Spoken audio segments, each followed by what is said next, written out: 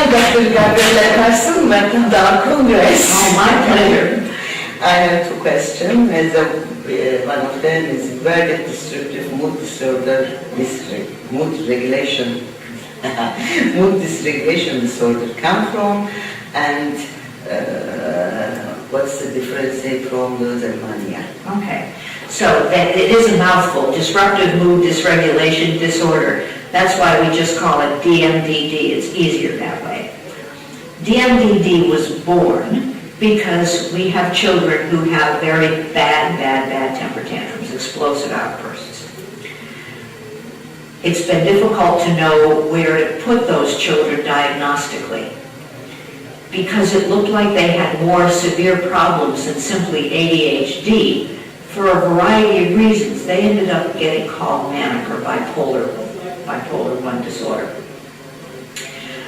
There were a number of problems with that because that's not the way adult bipolar disorder looks, and so a big controversy sort of came along about, is this really true bipolar disorder or not? Children are real. They have serious problems. They have serious problems in their behavior. They have serious problems with mood regulation. Because of the difficulties distinguishing the mania criteria in DSM-3 and DSM-4, that confusion started. So then children started getting overdiagnosed with bipolar disorder, and they started getting put on drugs that people were very concerned about. Also, the problem is with bipolar disorder, it not only means you need to be on heavy-duty drugs, you're going to be on them for the rest of your life because bipolar disorder is felt to be a lifetime condition. So the DSM-5 committee, and as you know, in the United States uses this diagnostic and statistical manual, and in the 5th revision, they said, this is a good time to try to correct our mistakes.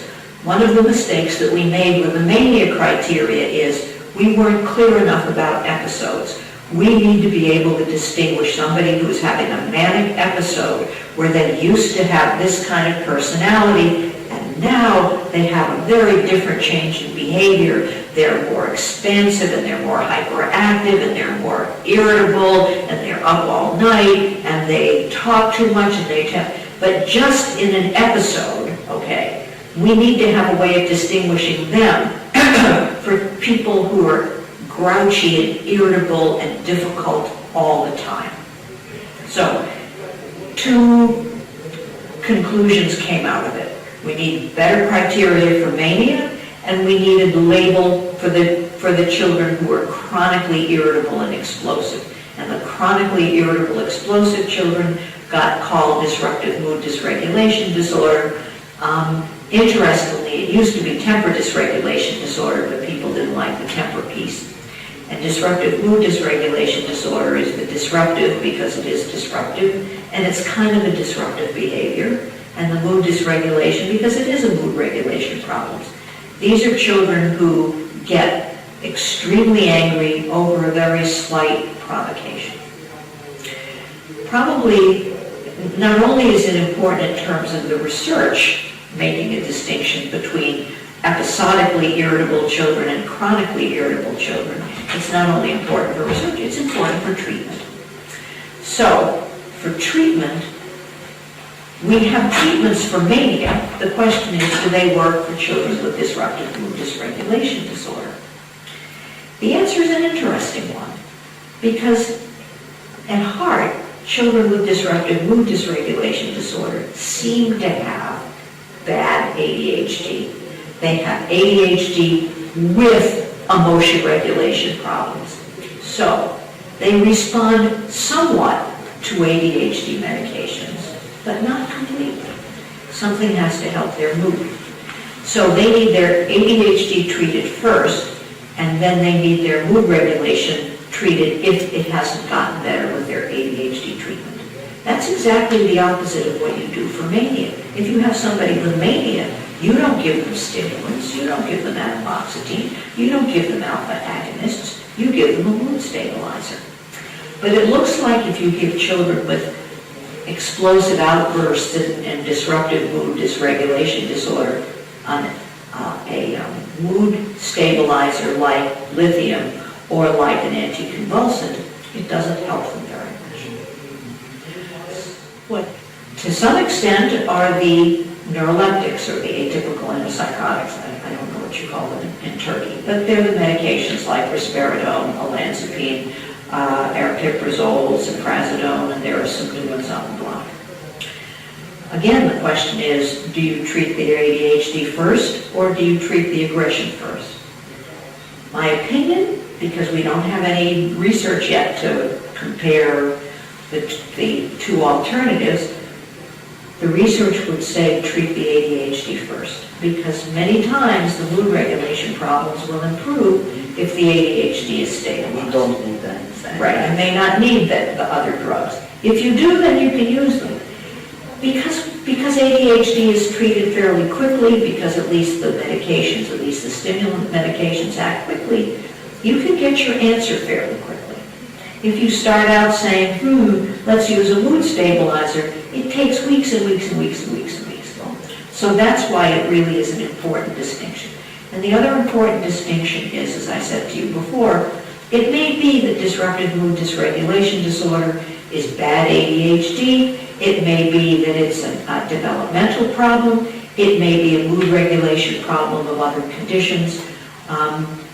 I can't tell you, for instance, that your child will have to be on drugs for the rest of his life. So we're able to say to the mom, let's treat what we have now, we'll worry about tomorrow. That's the other difference, because if we know someone has bipolar disorder, mostly we're saying we have to prevent future episodes and your kid will have to be on medication for a long time. Okay. What can we say about its outcome? Well, we can't say much directly. All we have is indirect information and not anything on disruptive mood dysregulation disorder because it was just invented. We have some information on severe mood dysregulation, which is the research condition that was kind of used to support disruptive mood dysregulation disorder. The outcome of severe mood dysregulation appears to be more of a depression outcome. Certainly not bipolar. Those people don't seem to develop adult type bipolar disorder.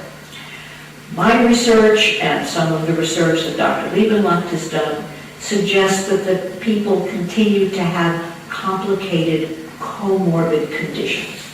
They have a depressive problem, they're sometimes substance abusing, they may continue to have some ADHD symptoms, but they have mostly a mood problem as opposed to an episodic, sometimes they're good, sometimes they're manic, sometimes they're depressed. So the outcomes seem to be different. But again, since it was just born with DSM-5, it'll take 10, 15 years before we really have specific outcome data on DMDD.